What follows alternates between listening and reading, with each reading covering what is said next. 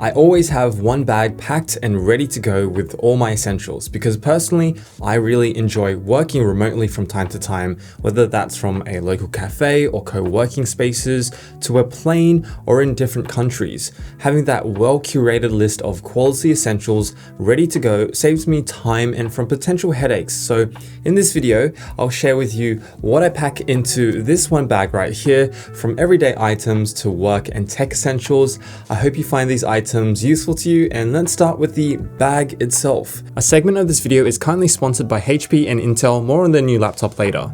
So this is Harbour London's City Backpack. It's a lot larger than average, so it comes with a lot of compartments. I've been using it quite a lot, and from the outside, I appreciate that it looks pretty simple, discreet, and minimal, and it's a lot more functional than the other Harbour London bag that I have.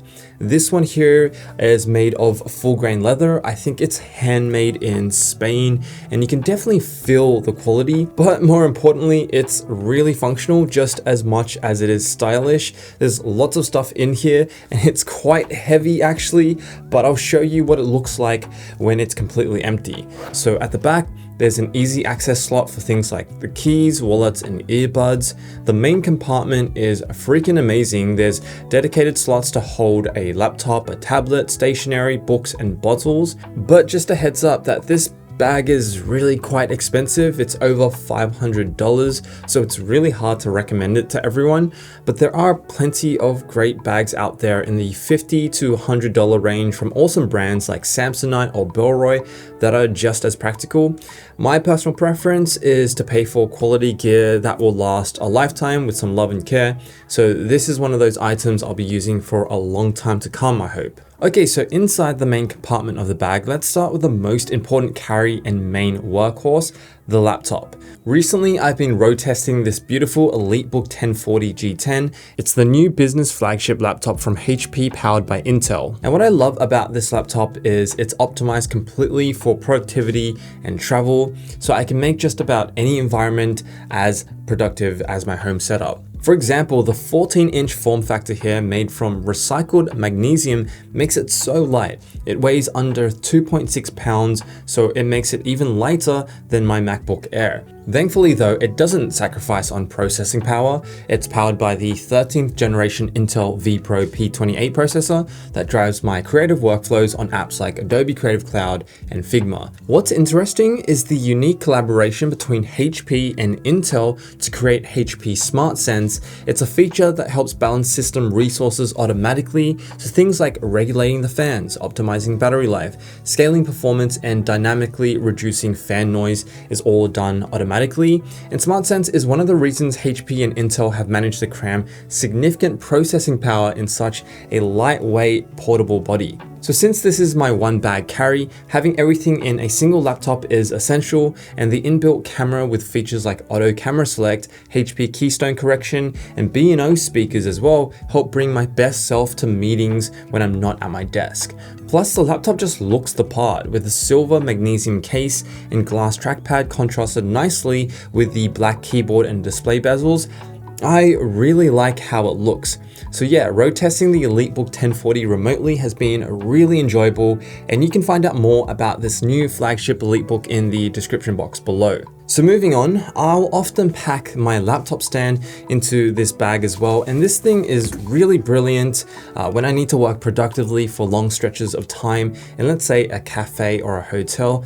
This comes in so clutch. It brings me eye level to the laptop, and so I can better see the display, and I can properly use an external keyboard and mouse for an ergonomic remote work setup.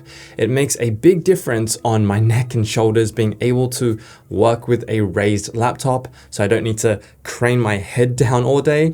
And this stand conveniently flat packs into an included neoprene carry case, so it's an easy pack into the bag without scratching everything in there. And yeah, for 80 bucks, it's an easy recommendation. Another must-have in my daily carry is this tech kit here.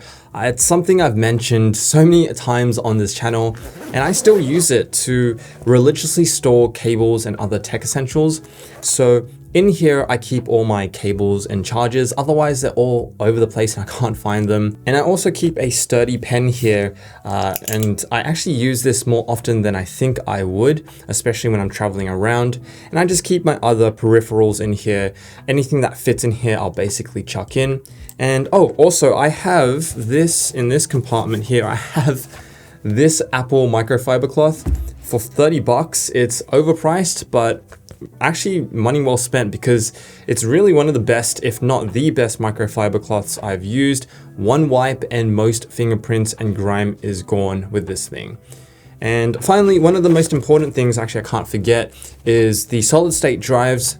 Can't work without these. One of them's from Team Group and the other is from SanDisk. Both are about the same. It's capable of read-write speeds of 2000 megabytes per second with USB 3.2 Gen 2x2. But realistically, I see read-write speeds of 1000 megabytes per second, which is plenty fast for just about everything that I do. And here is a very small portable speaker that fits really well into my backpack, the Sonos Roam. Honestly, I don't use it all that much day to day, but it does come in clutch when I'm out with my friends at a park or a hotel or something like that.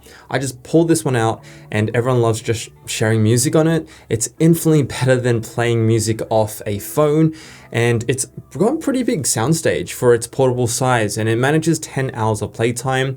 It just sucks that I can't use it for phone calls and the bass is lacking, but it's a pretty good pack. Now, next up in my bag is this travel tumbler right here. So this is a very sophisticated piece of tech that holds my water and keeps me hydrated. So I found this on Amazon actually, and it's a premium Japanese made tumbler that does a decent job keeping my drink either cold or hot in my bag. Aesthetically, I think it looks awesome and it suits the black bag, which is always kind of nice as someone that likes well-designed and nice looking things. But yeah, a travel bottle or a tumbler, super essential to keep hydrated every day. Now, one of my favorite things in the main compartment of this bag is this camera here. So I currently use the Leica Q3 and I really love taking pictures with this camera. They say that the best camera is the one that you have with you, and I carry this around with me all the time. It's built like an absolute tank, like it's probably one of the heaviest things in the bag, but the German Summilux lens on this with the 60 megapixel sensor snaps incredible shots. This thing is so good, it's often used by professional journalists and travel photographers. It's crazy that several months after the launch of this camera, it's still sold out on back order just about everywhere. And I think I got pretty lucky getting this on launch day, and I've been using it every day since. I'll share my full review if you're interested in this camera somewhere in the description box. Okay, going into the front compartment now of the bag. Here I have a pen and paper, just super simple, but a must have. It's great for jotting down notes and thoughts with that tactile feel. But more seriously, it's great for times when I'm offline, like in a plane, and still need to brainstorm and write things down. So yeah, pen and paper, great thing to have in the bag. And of course, a power bank here.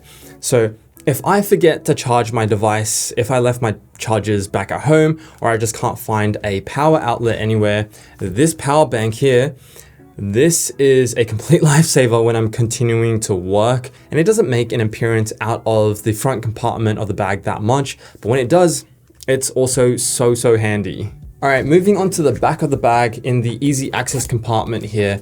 This is actually where I open and close this compartment the most. And the first thing in here is my trusty AirPods Pro 2. So before, when I didn't have an organized bag like this, I'd often forget my AirPods back at home, and I'd be so disappointed because I wasn't able to listen to music throughout the day, which really helps me focus. But yeah, for 250 bucks, these are amazing. They're so compact and sound incredible with its H2 chip and spatial audio. They're definitely one of the best earbuds on the market still, but there's better options out there if you're an Android user, to be fair. So that's just my AirPods. And going back in, I actually have my Orbit key organizer. So this is essentially just a key organizer. It's slim, compact, and it does a perfect job holding my keys in a neat way, and it swivels out when I need to use it. Plus, I've got this great multi-purpose tool here. It measures, cuts, and opens bottle caps too. Super useful in just a small form factor here. and goes right in to the back compartment. And then I think finally I've got hand sanitizer here. OG unscented, of course. Not much more to say about this, you know the drill, got to keep hygienic. And this is a little bit of luxury that I like to carry with me. It's a Go Yard card holder, expensive, but handmade out of leather, and it ages really, really well. And at this rate, I'll probably be using it for life. I use it just to hold my travel cards and credit cards, and these are the only reason I'm able to afford flying business or even first class sometimes, thanks to frequent flyer points. And a couple more things I use every day is on my wrist actually, and it is my Apple Watch 7 when I'm not wearing my mechanical watches. I haven't found any need or want to upgrade to new Apple Watches yet. They really haven't changed all that much in my opinion. Plus, I like the small form factor of the 41mm Apple Watch 7. I actually don't use it for notifications. I just have them turned off, but I use it to track my workouts, runs, and walks. And then speaking of tracking, I also have on my hand here my Oura Ring. So I use this every single day and every night almost. So as you can see here, it's really scuffed up at this point after 2 years of use, but it's still the best sleep tracker I've used yet, and it has helped me dial in and optimize my sleep massively. It still sucks that we have to pay a monthly fee to process our own health data, but Oura has literally just released a new useful feature in app to monitor stress throughout the day, so I've been wearing it quite a lot, and it's definitely a daily wear for me. If you made it to the end of this very long video, comment the code word EDC and I'll give it a like. I'd also love to hear your own must-carry tech and essentials. If you guys have any suggestions, I'm all ears. And guys, if you enjoyed this video, you know the drill. Please give this video a thumbs up and subscribe for more tech and travel content. And if you're interested in seeing what I pack into my suitcases when I go traveling, definitely check out this video here. And as always, thanks for watching, and I'll see you in the next video.